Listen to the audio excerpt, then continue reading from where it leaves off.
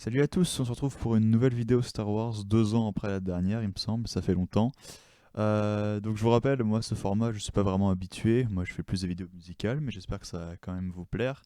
Cette fois on va parler de ce qui se passe entre l'épisode 8 et l'épisode 9, et également ce qui se passe pendant l'épisode 8, parce que oui, il se passe des choses pendant l'épisode 8. Tout ça pour nous préparer du mieux possible pour l'épisode 9 et comprendre qu'est-ce qui s'est passé dans cet intervalle de temps d'un an entre le 8 et le 9, ce qui se passe un an entre les deux films. Et on va surtout parler de comment est-ce que la résistance s'est reconstruite après avoir frôlé l'annihilation totale de la main du Premier Ordre au cours et à la fin de l'épisode 8. Comment est-ce que de 20, entre 10 et 20 combattants, ils arrivent à reconstruire une armée pour combattre le Premier Ordre dans l'épisode 9. Mais on va aussi également parler du contexte autour de la création de la Résistance et du Premier Ordre, car ce sont deux choses qui ont été abordées énormément dans l'univers étendu, dans les comics, dans les romans, mais pas trop dans les films. Alors je pense que c'est quand même pertinent que vous sachiez certaines informations pour mieux comprendre l'épisode 9, même si potentiellement il y aura des révélations par rapport à ces points-là dans l'épisode 9. Je préfère quand même vous en parler, surtout pour ceux qui ne lisent pas les romans ni les comics, je pense la majorité d'entre vous. L'opération Cendre ou Operation Cinder en VO, donc c'est un point extrêmement important de l'univers officiel, c'est ce qui se passe après la mort de l'empereur. L'empereur, Dark Sidious, avait prévu un plan de contingence au cas où il venait à mourir. Ce plan de contingence impliquait différentes étapes, notamment la destruction totale de l'Empire. Là où vous vous dites, mais comment c'est possible, Dark Sidious il ordonne la destruction de son Empire. En fait, il jugeait que l'Empire ne pouvait pas lui survivre. S'il mourait, l'Empire devait mourir avec lui et trouver un moyen de battre en retraite pour se reconstruire en fait.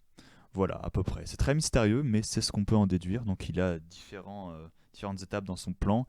Tout d'abord, l'annihilation de certaines planètes fidèles à l'Empire, comme Vardos ou Nachronis, tel que traité dans le roman Alphabet Squadron, qui n'est pas encore sorti en France, mais surtout Vardos, par exemple. Même Naboo, la planète d'origine de Padmé, a failli être anéantie. Tout ça, on voit dans le comics qui s'appelle Les Cendres de l'Empire, il me semble. Sinon, il y a également dans le jeu Battlefront 2, beaucoup de passages de missions qui ont lieu pendant l'opération Cendre et donc les destructions de certaines planètes. Un an après la bataille d'Endor, où l'empereur et Vador sont morts, il y a eu une bataille décisive sur la planète Jakku. Jakku qui sera plus tard la planète où Rey vivra, comme on le voit au début de l'épisode 7. Donc c'est une énorme bataille qui a mis vraiment fin à la guerre civile galactique. C'est-à-dire que toutes les forces de l'Empire, toutes les dernières forces de l'Empire se sont regroupées autour de Jakku. Et la Nouvelle République a donné un assaut décisif. Et s'en est suivi une bataille monumentale qui a donné qui est à l'origine du nombre d'épaves que l'on voit sur Jakku au début de l'épisode 7, dans lesquelles Rey recueille des pièces. Cette bataille de Jakku ne s'est pas vraiment passée comme vous le pensez. En fait, Palpatine avait calculé de façon à ce que la bataille de Jakku soit la fin de l'Empire, mais de façon complètement volontaire. C'est-à-dire que Palpatine voulait que toutes les forces de l'Empire restantes se regroupent à cette bataille et que toutes ces forces soient anéanties, que la Nouvelle République croit qu'elle a gagné et que l'Empire est anéanti, alors qu'en réalité, il a envoyé de façon posthume tout ça, une flotte et du matériel dans les régions inconnues, donc les régions inexplorées de la galaxie. Sur Jakku, il y avait ce qu'on appelle un observatoire, donc ce sont des lieux secrets que l'empereur a fait construire de son vivant sur plusieurs planètes de la galaxie, dont Pilio, on le voit aussi dans Battlefront 2. Et ces observatoires permettaient en fait de tracer des routes hyperspatiales à travers les régions inconnues, car ce sont des régions non navigables. Et il a fallu plusieurs années pour tracer une route à travers les régions inconnues pour que Palpatine puisse y cacher des troupes. Et au cours des années, il a envoyé petit à petit des troupes là-bas. Et donc du matériel, des vaisseaux, etc. En secret, bien sûr, l'Alliance Rebelle et la Nouvelle République ne savaient absolument pas ça. Et tout ce matériel qu'il a caché pendant et ensuite de façon posthume grâce à ces observatoires, c'est ce qui a servi pour construire le Premier Ordre. Et c'est comme ça que 30 ans plus tard, on se retrouve avec une nouvelle menace du type impérial. Palpatine n'a pas fait ça tout seul, il était aidé par un certain Grand Admiral qui s'appelle Grand Admiral Thrawn, que vous pouvez voir dans la série Rebels, que je vous recommande fortement, qui était un impérial originaire des régions inconnues, extrêmement intelligent, et qui a donc participé à l'élaboration de ce plan et qui a aidé Palpatine à élaborer les routes hyperspatiales à travers chez lui finalement, parce que les régions inconnues sont chez lui, son peuple, les Chiss, explorent ces régions depuis des millénaires, donc ils s'y connaissent. Palpatine a donc sollicité son aide. C'est comme ça qu'il a pu cacher du matériel dans les régions inconnues et qui a donc servi à la création du Premier Ordre. Mais ça a quand même pris du temps au Premier Ordre de construire toute cette armée que l'on voit dans les films. Tout d'abord, au cours des décennies de paix qu'il y a eu entre la fin de l'Empire et l'épisode 7, le Premier Ordre qui grandissait a infiltré les rangs du Sénat de la Nouvelle République avec des sénateurs corrompus qui faisaient des alliances avec des contrebandiers ou des trafiquants d'armes pour semer la pagaille au Sénat, pour corrompre de l'intérieur de la Nouvelle République, pour les détourner du fait qu'ils grandissaient dans l'ombre. Le fait qu'ils soient dans les régions inconnues n'est pas vraiment anodin puisque ce sont des régions très très très peu exploitées et explorées par la Nouvelle République. Et donc tout ce qui s'y passait est tenu secret et à l'écart de la Nouvelle République. Ils ne savaient absolument pas ce qui s'y passait puisque voilà, on ne peut pas observer dans ces régions. C'est pour ça qu'ils ont pu construire leur super arme que l'on voit dans l'épisode 7, la base Starkiller qui détruit des planètes grâce à la technologie de l'Empire beaucoup plus avancée encore que l'Étoile Noire. La Nouvelle République a eu conscience, avant qu'elle soit complètement anéantie par le Premier Ordre, elle a eu conscience de la montée du Premier Ordre, mais elle a décidé de rien faire car elle considérait le Premier Ordre comme un petit groupe disparate et sans grand danger. Mais il y a une sénatrice au sein de la Nouvelle République qui n'a pas cru à ça, et c'est bien sûr la sénatrice Leia Organa. Donc elle était vraiment très très énervée du fait que la Nouvelle République ne prenait aucune action. Elle a donc décidé de créer en secret sa résistance, qui sont donc les héros de la nouvelle trilogie. Donc c'est un groupe de combattants secrets qu'elle a créé avec le soutien de quelques amis sénateurs, comme un certain Ransolm Casterfo, qui est donc un ami de Princesse Leia. Retenez ce nom, je vais en parler plus tard. Et c'est ainsi que petit à petit la résistance a pu grandir, mais elle n'a jamais été une force très très très importante. Maintenant, abordons le vif du sujet avec la reconstruction de la résistance après l'épisode 8. Donc comme vous le savez, si vous avez vu l'épisode 8, la résistance est pratiquement anéantie à la fin du film par le Premier Ordre, mais à l'époque de l'épisode 9, elle est pleinement reconstruite. Alors comment c'est possible? Alors déjà, il se passe un an entre l'épisode 8 et l'épisode 9, ça c'est important de le noter. Les personnages ont eu le temps d'évoluer. Nous allons aborder d'abord un premier point qui explique cette reconstruction. Tout d'abord, l'escadron noir, Black Squadron. C'est l'escadron de X-Wing qui détruit la base Starkiller lors de la bataille finale de l'épisode 7. Eux, on ne les voit pas dans l'épisode 8. Pourquoi?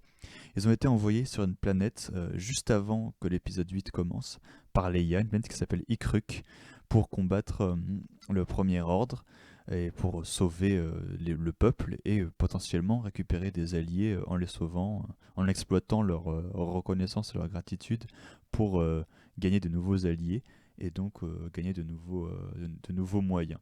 Malheureusement, ça ne s'est pas vraiment passé comme prévu.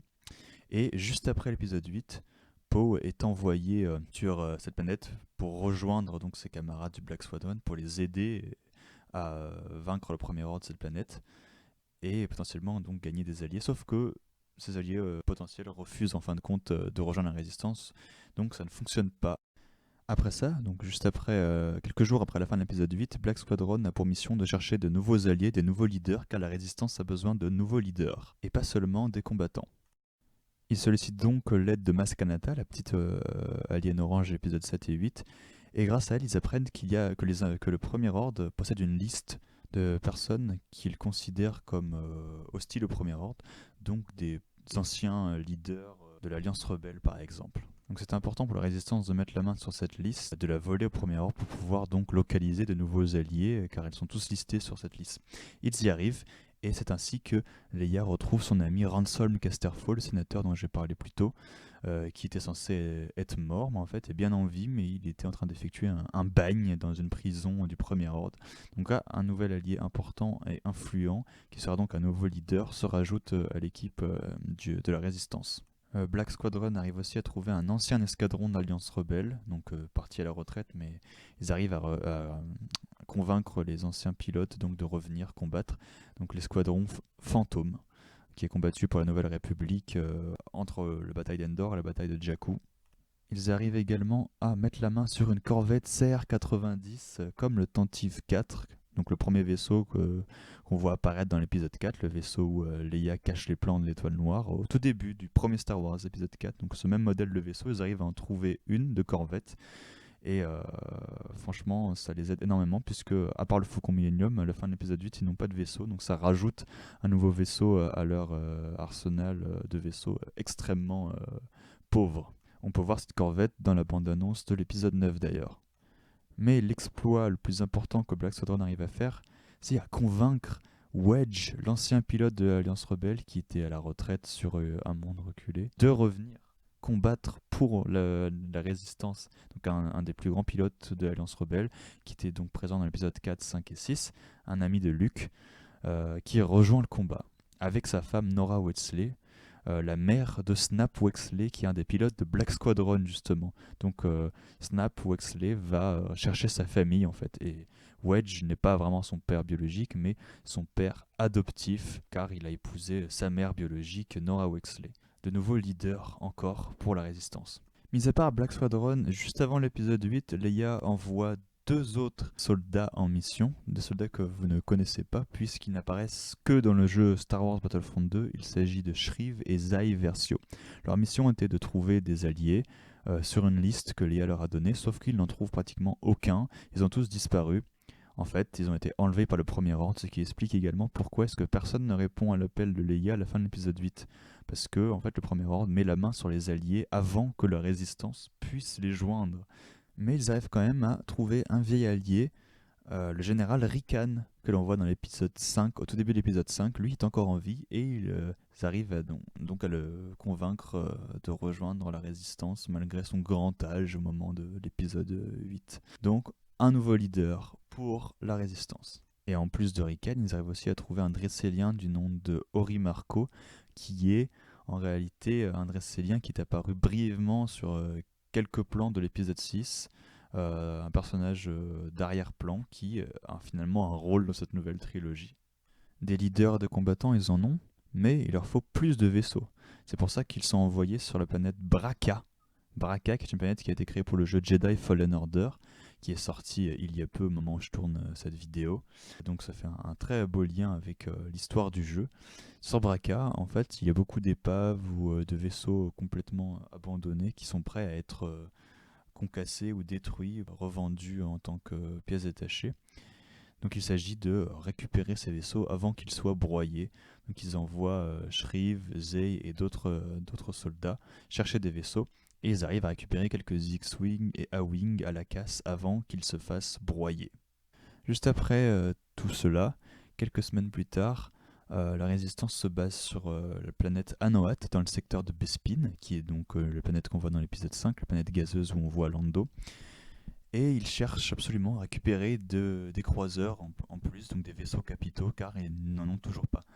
Donc Leia a une idée, elle décide de faire fonctionner ces vieux contacts de l'ère de la rébellion de la planète Moncala, d'où était originaire l'amiral Akbar, qui ont toujours été des bons alliés de l'Alliance Rebelle, et donc qui pourraient potentiellement être des bons alliés de la résistance. Donc ils vont là-bas dans l'espoir de trouver des nouveaux vaisseaux, mais ne se font pas vraiment accueillir de façon chaleureuse, car le peuple de Mon Calamari ne veut pas en réalité prendre part encore une fois à un conflit qui décimera les siens. Donc Leia a du mal à les convaincre, mais finalement elle arrive à négocier avec le fils d'Amiral Akbar en personne, Aftab Akbar, que l'on verra dans l'épisode 9, et arrive comme ça à récupérer un croiseur MC-80 Mon Calamari, donc un croiseur d'une taille extrêmement importante, ainsi que quelques corvettes Nébulon et autres.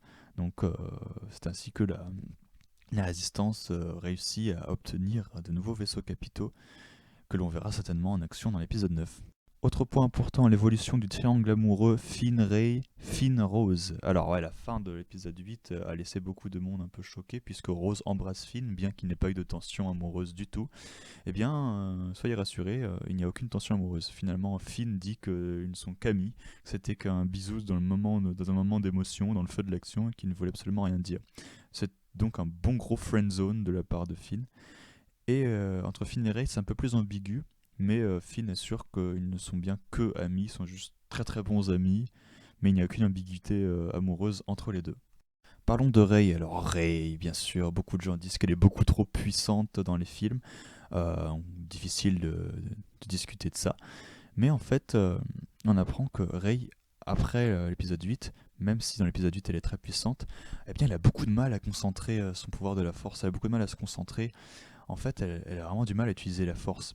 On apprend donc qu'en fait Rey n'est capable d'utiliser la force de façon puissante uniquement dans les moments avec de grands enjeux, des moments où la force est puissante, des moments où le sort de la galaxie entier est en jeu. La force lui donne la capacité d'accomplir de puissantes choses. Ce n'est qu'un instrument de la force en fait. Rey, elle ne maîtrise pas ses pouvoirs, c'est la force qui l'utilise. Elle n'utilise pas la force, mais c'est la force qui la manipule. Elle subit vraiment ce qui se passe. Elle n'a aucune maîtrise sur ses pouvoirs. Et c'est ça que je trouve assez intriguant.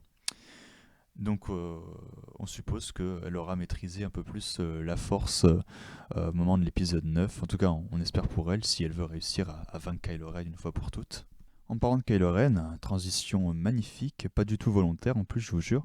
Kylo Ren, qu'est-ce qu'il fait pendant ce temps-là? Eh bien, on ne sait pas grand-chose, mais on sait qu'il cherche, entre l'épisode 8 et l'épisode 9, à accroître ses connaissances du côté obscur. Donc il cherche des artefacts, des nouveaux pouvoirs, donc il cherche juste à devenir de plus en plus puissant et s'enfonce dans les ténèbres.